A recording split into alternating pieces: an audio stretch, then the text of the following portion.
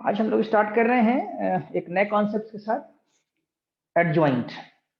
जैसे कि linear transformation होता है, तो उसी तरीके से यहाँ पर लीनियर ट्रांसफॉर्मेशन और इनर प्रोडक्ट दोनों का एक कॉम्बिनेशन है, और तब एक ऑपरेटर टी एस्ट्रिक होता है आपका, उसको हम लोग एडजॉइंट कहते हैं। तो पढ़ देते हैं, फिर इसको मैपिंग करके बता देंगे आपको। If T is a linear transformation, एक तो बात हो गई कि लीनियर ट्रांसफॉर्मेशन होना चाहिए। दूसरा बात है कि on an inner product space भी, और इनर प्रोडक्ट स्पेस होना चाहिए, यानी उस पर कोई इनर प्रोडक्ट डिफाइंड हो आपका वी पर। ठीक, then a transformation T asterisk, फिर एक टी एस्ट्रिक हो आपका on V, such that T alpha beta is equal to alpha inner product T asterisk beta. ठीक, यानी अगर यहां पर आप देखें इसको तो क्या लिखा हुआ है कि मैपिंग आपको जो लेनी है, मान लीजिए कि आपके पास ये वेक्टर स्पेस वी है, और यहां से यहां के लिए एक अल्फा है, तो आपके पास यहाँ टी अल्फा आएगा, यहाँ पर बीटा है, क्योंकि टी जो है वो लीनियर ट्रांसफॉर्मेशन ले लिया गया है। ठीक है, बीटा है तो यहाँ पर भी आपके पास टी बीटा आ जाएगा। एक बात और नोट करिए, जो कि वेक्टर स्पेस है सेम है, तो अल्फा भी इसमें होगा, बीटा भी इसमें होगा। ठीक, तो इसमें एक ट्रांसफॉर्मेशन अगर और लिया जाए, दैट इज कॉल्ड की टी एस्ट्रिक। ठीक, तो अगर हम अल्फा पे इंपोज करते हैं तो वो यहाँ पर आएगा टी एस्ट्रिक अल्फा, या हम बीटा पे इंपोज करते हैं तो टी एस्ट्रिक बीटा आ जाएगा। राइट, ये वैल्यू आएगी। तो एज पर डिफिनीशन कब हम इसको कहेंगे कि ये इसका एडजॉइंट है, यानी दो हमारे पास ट्रांसफॉर्मेशंस हैं और एक टी है और एक टी एस्ट्रिक है, तो कब टी का टी एस्ट्रिक एडजॉइंट कहलाएगा? when t is called the t asterisk is called t asterisk is said to be ये तो सेल्फ के बारे में लिखा है, वैसे तो यहाँ ऊपर लिखा है कि then a transformation T asterisk on V such that T alpha inner product beta, T alpha inner product beta जो होगा वो अल्फा टी एस्ट्रिक बीटा के इक्वल हो जाए, यानी कि टी अल्फा जो इमेज ली गई है inner product beta is equal to alpha inner product T asterisk beta के इक्वल हो जाए। टी अल्फा यहाँ होगा टी अल्फा, और जो आपके पास बीटा है बीटा एलिमेंट, ठीक, इनका अगर इनर प्रोडक्ट बराबर किसके हो जाए? अल्फा, अल्फा एलिमेंट भी यहाँ है, alpha inner product T asterisk beta के। तो जब ये कंडीशन सेटिस्फाई होगी, क्योंकि ये भी न्यूमेरिकल वैल्यू आएगी, इनर प्रोडक्ट लगा हुआ है आपका, यहाँ भी इनर प्रोडक्ट लगा हुआ है, तो ये जो ऑपरेटर्स होंगे ये अपने अपने रूल होंगे एक प्रकार के, जो वी से वी में मैप कराएंगे। देन टी एस्ट्रिक, जो टी एस्ट्रिक होगा, टी एस्ट्रिक इज कॉल्ड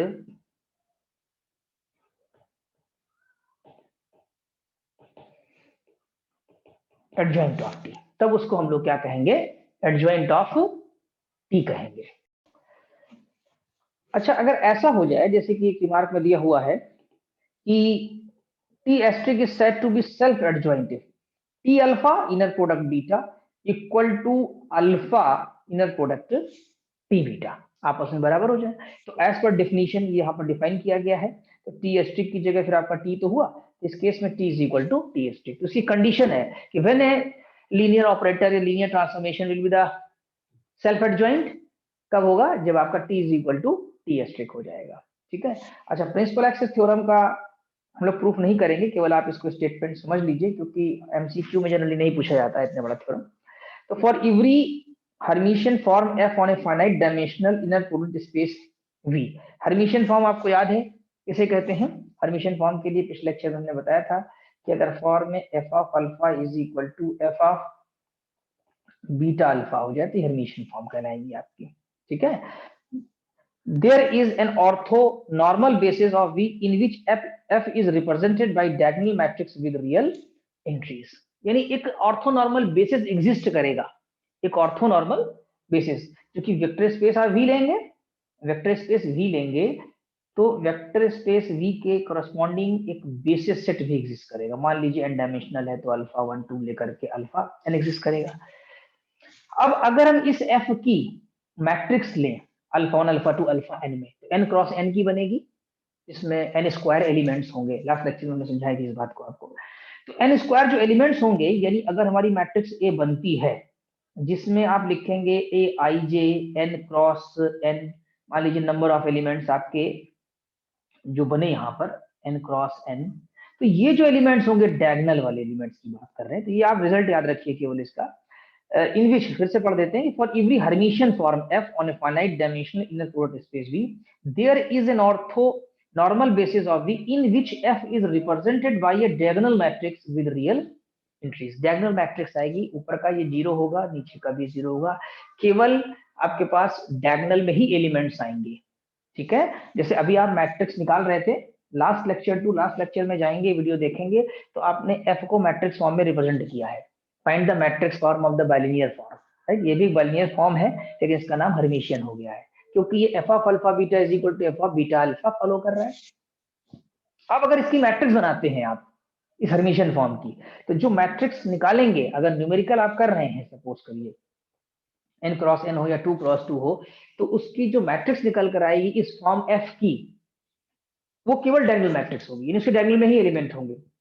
ऊपर और नीचे के एलिमेंट्स क्या हो जाएंगे, अपर ट्रायंगल और लोअर ट्रायंगल 0, और जो एलिमेंट्स डायगोनल में होंगे वो भी कैसे होंगे, रियल। तो ये रियल वर्ड जो है बहुत इंपॉर्टेंट है, क्योंकि एमसीक्यू में जनरली यहाँ पर कोई ना कोई नया वर्ड लिख देंगे, तो आपको पहचानना पड़ेगा कि अगर हर्मिशियन फॉर्म है, तो हर्मिशियन फॉर्म की अगर मैट्रिक्स ली जाएगी, तो उसके डायगोनल में जो एलिमेंट्स आएंगे वो रियल नंबर्स होंगे हमारे। अब एग्जाम्पल नंबर हम 7 करेंगे, जिसमें पूछा जा रहा है कि which of the following matrices are positive, यानी एक मैट्रिक्स पॉजिटिव है कि नहीं, ये कैसे पता लगेगा। तो इसके लिए इसको एक फॉर्म में चेंज करना पड़ेगा, फॉर्म यानी क्वाड्रेटिक फॉर्म। कैसे, ये फॉर्मूला जो रिमेंबर हमने लिखा है, इसको अप्लाई कर सकते हैं, Q x1 x2 is equal to xt ax। कल एक थ्योरम आप लोगों ने पढ़ी थी, अगर याद होगा, F of alpha beta is equal to XT AY, ये थ्योरम कराई थी कल के लेक्चर में हमने। ठीक, यहाँ पर क्या है कि एफ ऑफ अल्फा अल्फा कर दिया है, क्योंकि जो क्यू अल्फा होता है वो क्या होता है आपके पास, एफ ऑफ अल्फा अल्फा। तो अगर एफ ऑफ अल्फा अल्फा कर देंगे तो XT X हो जाएगा, फिर Y नहीं रह जाएगा, बिकॉज Y जो है वो बीटा की कोऑर्डिनेट मैट्रिक्स है with respect to the basis B, right. तो इसलिए क्यू अल्फा को आप लिख सकते हैं, क्यू अल्फा लिखा जा सकता है XT AX। अल्फा का मतलब क्या हुआ आपके पास, अगर आप चाहें तो यहाँ एक उसका वो फॉर्म लिख लें, ट्रिपल्स फॉर्म लिख लें, तो Q x1 x2 is equal to xt a x हो जाएगा। तो बस यही चीज आई है, उसी थ्योरम से आ गई है कि क्यू x1 x2 का मतलब अल्फा है, xt ax, और xt का मतलब हुआ आपके पास रो में, क्योंकि जो x है वो आपकी अगर 2 ट्रिपल्स की है तो x1 x2 हो जाएगा, जब ट्रांसपोज लेंगे तो ये रो में कन्वर्ट हो जाएंगी। ठीक, और ये x जो है, प्योर x जो है वो कॉलम में लिखी हुई है। अब कैसे करेंगे, एक हम बताते हैं, उसके अकॉर्डिंगली आप दोनों एग्जाम्पल सॉल्व कर लीजिएगा, वैसे भी तीनों सॉल्व ही हैं इसमें। तो पहला देखते हैं, the corresponding quadratic form is. अब ये कैसे निकाला होगा, ये तो आपको करना पड़ेगा, ये एक्चुअली में ए दिया हुआ है आपको, ये जो है आपको ए दिया है, और x1 x2 लिखना है, यानी अगर हम इसका लिखना चाहें कि q x1 x2, तो आपको यहाँ पर लिखना पड़ेगा x1 x2 और a की वैल्यू डालनी पड़ेगी इसमें 1 2 3 4, और यहाँ कॉलम में x1 और x2, और इन सबको जब मल्टीप्लाई कर देंगे, कर लीजिएगा, तो आएगा x1 square plus 4x2 square plus 5x2। Positive check करने के लिए आपको उसको परफेक्ट स्क्वायर में लाना पड़ेगा। ठीक है, जो x1 स्क्वायर है और x2 स्क्वायर है, इसी में आप मैनेज करेंगे, और ये प्रोडक्ट वाला टर्म होगा आपके पास, तो a प्लस बी का होल स्क्वायर या a माइनस बी का whole square, whatever the possible, जो पॉसिबल होगा बनाएंगे, कुछ ऐड करेंगे, कुछ सब्ट्रैक्ट करेंगे, तो अल्टीमेटली ये परफेक्ट स्क्वायर बन गया। और इसके बाद आपको ये जोड़ना घटाना पड़ा, यानी घटाना पड़ गया, सब्ट्रैक्ट करना पड़ गया, -9/4x²। अब यहाँ प्रॉब्लम आ गई, प्रॉब्लम ये आई कि ये पॉजिटिव नहीं बन पाएगा ना, क्यों, क्योंकि ये निगेटिव आ गया है बीच में। अगर ये पॉजिटिव आ जाता तो परफेक्ट स्क्वायर पॉजिटिव रहता, प्लस रहता, और फिर x2 भी पॉजिटिव स्क्वायर है, तो -9/4 की वजह से थोड़ी दिक्कत हो रही है, इसलिए हम इसे कहेंगे कि ये पॉजिटिव डेफिनिट नहीं है। तो here Q can take either positive or negative values depending upon the values of x1 x2. Thus q is not positive definite and hence given matrix is not positive definite, इसलिए positive नहीं है। चाहे तो आप दूसरा example भी देख सकते हैं एक सरसरी निगाह से, कि q x1 x2 जब बनाएंगे इसी फॉर्म में एग्जांपल 1 की तरह मल्टीप्लिकेशन करके, तो ये भी परफेक्ट स्क्वायर आपका, इसमें कुछ ऐड करेंगे, देखिए 2x1 x2 कर दिया, और ये 3x2 लिखा था, इसको एक x2 यहाँ रखा, 2x2 बाहर भेज दिया, तो ये जो पहला वाला है ये देखिए परफेक्ट स्क्वायर बन गया और 2x2 ये बन गया, ठीक है। और ये अल्टीमेटली नॉन जीरो वेक्टर के लिए हमेशा क्या रहेगा, पॉजिटिव। x1 x2 आपने 0 0 नहीं लिया है, नॉन जीरो वेक्टर लिया है, ठीक। तो इसलिए ये आपका पॉजिटिव है।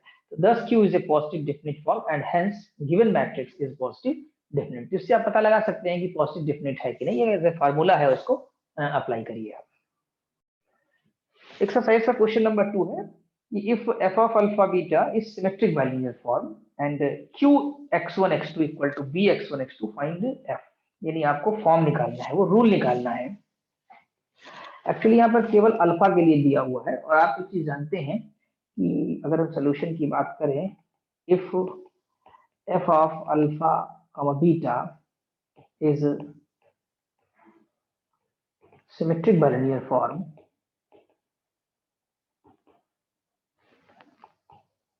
देन एक थ्योरम थी आपकी कि 4 times f of alpha beta equal to q alpha plus beta minus q alpha minus beta।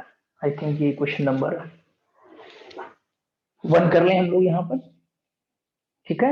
अब हमें यहाँ पर वैल्यू पुट करनी है। अल्फा की वैल्यू यहाँ पर कितनी है देखा जाए तो, where alpha equal to x1 x2, ये एक्चुअली अल्फा के लिए डिफाइंड है, बेसिकली ये आपका q अल्फा ही है। एंड अब आपको बीटा सपोज करना पड़ेगा, beta is equal to y1 y2, ये से भी लिख सकते हैं। अब आपको बेसिकली फाइंड करना है बाइलिनियर सिमेट्रिक फॉर्म, यानी f of alpha beta find करना है, ठीक। तो कैलकुलेट करना पड़ेगा आपको now q alpha plus beta. अब अगर q अल्फा प्लस बीटा देखा जाए तो अल्फा की वैल्यू कितनी है, x1 x2 plus y1 y2 हो जाएगा। यानी कि हम यहाँ देखें तो इसकी वैल्यू जो आ रही है q अल्फा प्लस बीटा की, तो ये हो जाएगा q और x1 प्लस y1 और x2 प्लस y2, यानी 2 ट्रिपल्स हो गए। ये पहला वाला ट्रिपल हो गया, ये दूसरा। As per your given condition in equation number 1, no equation number 1 में नहीं दी हुई है आपकी कंडीशन, यहाँ पर एक फॉर्मूला लिखा हुआ था हम लोगों का। ये जो कंडीशन दी हुई है, जो गिवन है, वी आर गिवन, अगर हम देखें तो हमें दिया हुआ है कि q x1 x2 is equal to b x1 x2, b times x1 x2 ना। तो यानी कि ये जो वैल्यू होगी यहाँ वाली, वो क्या हो जाएगी, b टाइम्स x1 का मतलब हुआ x1 प्लस y1 और x2 माने second triple x2 plus y2, ठीक है। तो ये आपने कैलकुलेट कर लिया, या इसको एक्सपेंड कर लीजिए, तो b x1 b आप ऐसे रहने दीजिए, x1 x2 x1 y2 plus y1 x2 plus y1 y2, ठीक है। ये आपके पास वैल्यू आ गई किसकी, q अल्फा प्लस बीटा की। इसको इक्वेशन नंबर आप 2 कर सकते हैं यहाँ पर।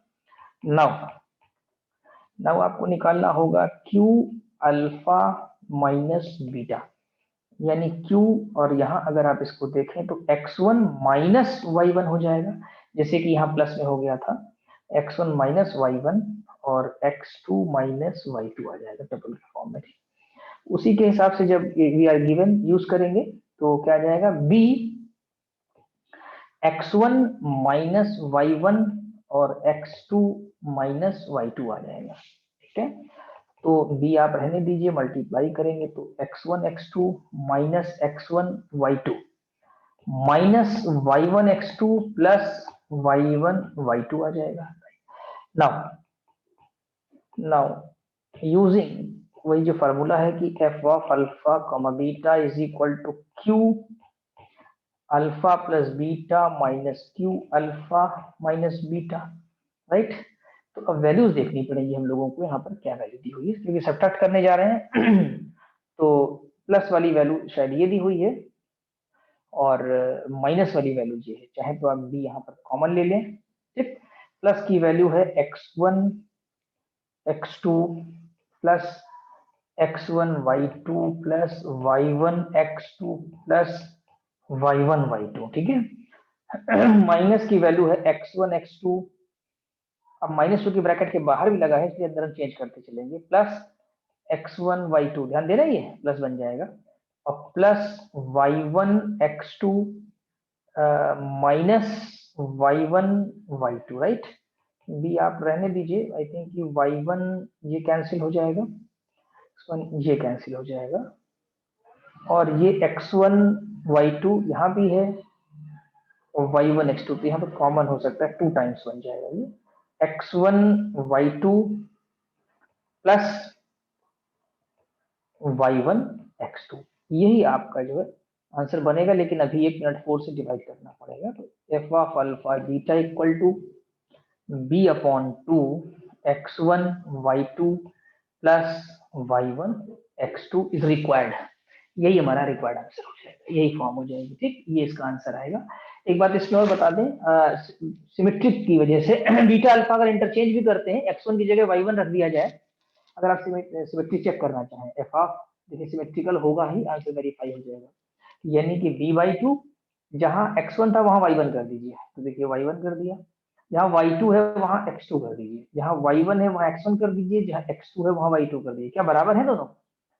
देखिए y1 x2 y1 x2, ये तो एल्जेब्रिक हो गया ना, एडिशन कम्यूटेटिव हो जाएगा, मल्टीप्लिकेशन भी कम्यूटेटिव हो जाएगा, बिकॉज नंबर्स हैं x1 y2, देखिए ये है which is equal to F of alpha beta. तो आपका आंसर सही है, आपको आंसर मैच भी नहीं करना है, क्योंकि आपने जो रिजल्ट निकाला है that follow the rule of symmetric bilinear form, F of beta alpha is equal to F of alpha beta. तो आई थिंक ये समझ में आ गया होगा।